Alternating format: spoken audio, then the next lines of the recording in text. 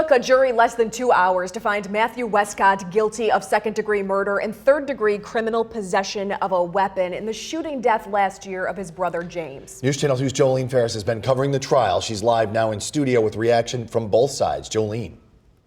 Thank you, Jason. It was a quick one. When you take away the time the judge spent accommodating a jury request, the jury arrived at their verdict just shy of 2 hours.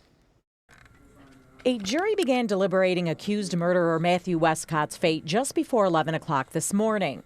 Around 12:15, they asked the judge to define and differentiate between honestly believed and reasonable belief.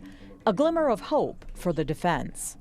We know based on their first set of questions about justification elements that they were considering whether or not the act was justified or not.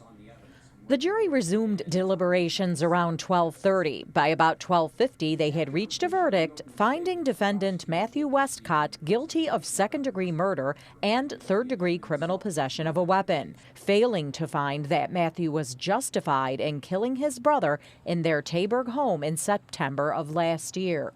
I think that this particular situation and the family dynamics and the lifestyle that they lived is different than a lot of ordinary people, and it probably was hard to get inside of that dynamic.